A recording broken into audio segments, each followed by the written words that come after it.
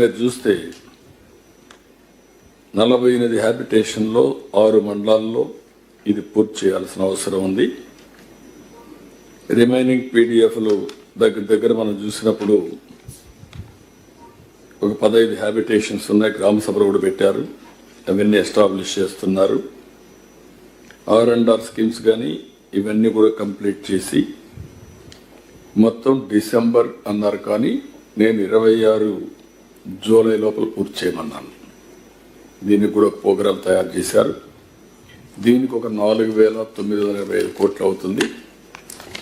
రెండూ కలిపితే 6,270 కోట్ల రూపాయలు R&R, ల్యాండ్ ఎక్విజిషన్ ఇవన్నీ అయితే అక్కడికి పూర్తి అవుతుంది. ఇది ఫేజ్ 1 41.15 వరకు. ఒరిజినల్గా మనకు శాంక్షన్ అయింది 45.74. ఇది అవుతానే దాన్ని టేకప్ చేసి అప్పుడు మెయిన్గా మనకు వచ్చేది ఓవరాల్గా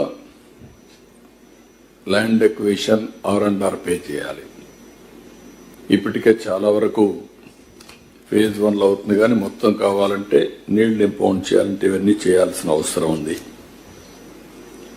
ఇప్పుడు ఇవన్నీ చేసినప్పుడు ఈ యొక్క ఇప్పుడే ల్యాండ్ ఎక్విజిషన్ ఆఫీసర్స్ కూడా పిలిపించాను. R&R వాళ్ళకు కూడా చాలా స్పష్టంగా డైరెక్షన్స్ ఇచ్చాను. నాట్ ఈవెన్ 1 కంప్లైంట్ రాకూడదు, అందరికీ న్యాయం జరగాలి.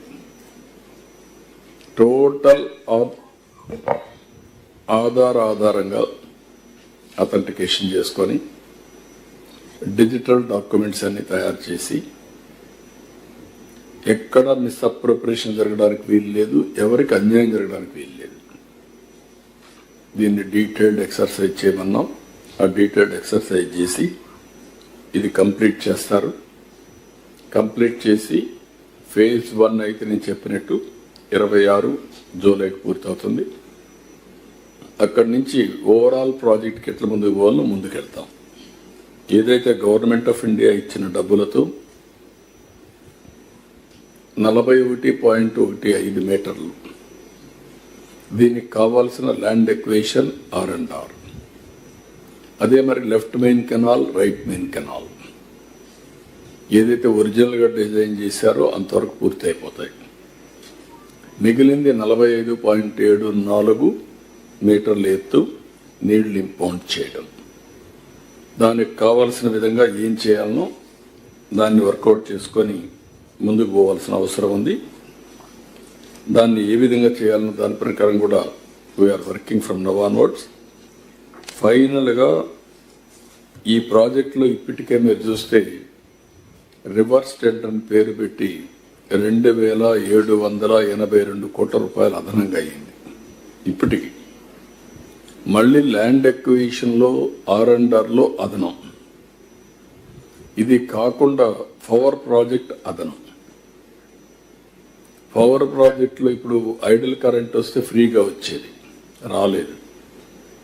ఆపర్చునిటీ కాస్ట్ పోయింది. ఒక 2,000 కోట్ల 2,500 కోట్ల రూపాయలు నష్టం వచ్చే పరిస్థితి వచ్చింది. ఒక తప్పు రాష్ట్రం ఏ విధంగా భరించాల్సి వస్తుందో this is 1 example, classical example. ఇంకొక పక్కన కూడా ఎప్పుడు నేను అంటూ ఉంటాను, ఒక ప్రాజెక్ట్ వచ్చినప్పుడు,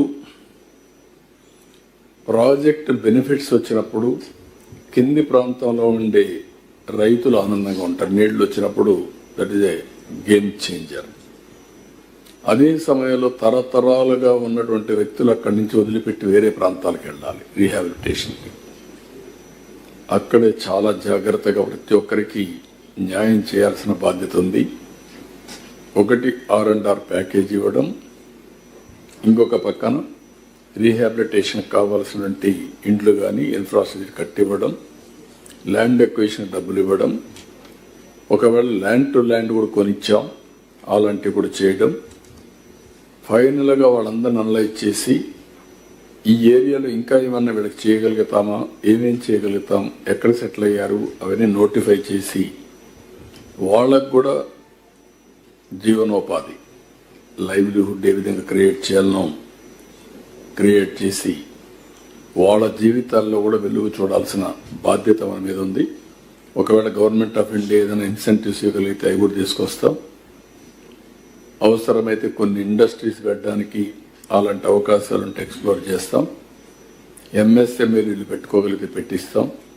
టోటల్గా దాని మీద కూడా రీహాబిలిటేషనే కాకుండా వాళ్ళని బెటర్గా ఏం చేయగలుగుతాం దానికి కూడా ఒక కమిటీ వేసి ఎవరైనా మంచి ఎన్జిఓలు ఉంటే అలాంటి వాళ్ళని తీసుకొచ్చి లేకుంటే ప్రొఫెషనల్స్ తెచ్చి ఆ వర్క్ కూడా పూర్తి చేస్తాం.